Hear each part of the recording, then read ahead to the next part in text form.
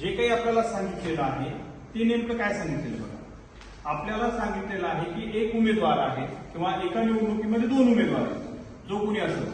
तर मग हा एक उमेदवार आणि हा दुसरा उमेदवार, या दोन उमेदवारांपैकी आपल्याला इथं निवडणुकीमध्ये किती टक्के मतदान अवैध झाले? 2%. किती टक्के? 2. आता एकूण मतदान आहे तुमचं 100, त्याच्यापैकी निवडणुकीमध्ये 75% मतदान झालं, बरोबर आहे.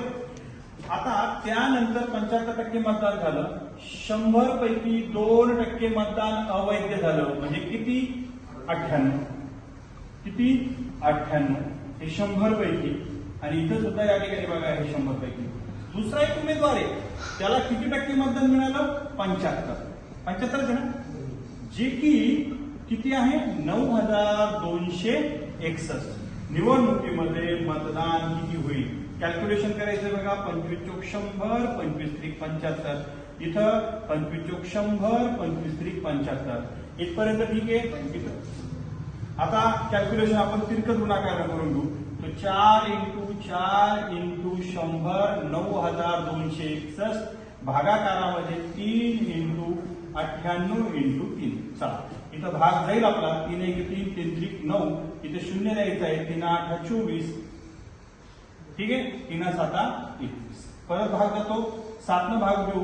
7 1 7 2 मिळाले, या ठिकाणी 7 चोक 28. परत 7 चोक 28 2 मिळाले, 7 चोक 28 7 1 7. परत इथं भाग जातो. 3 न 3 1 3 1 मिळाला, 3 चोक 12. परत या ठिकाणी बघा 3 7 21. इथं भाग जातो. 7 दुने 14, 7 दुने 14 7 1 7. बे 1 बे, बे दुने 4. कॅल्क्युलेशन थोडंसं मोठं आहे. 2 × 4 × 100 इथं राहिलेली संख्या कोणती तुमची? 21. किती आहे?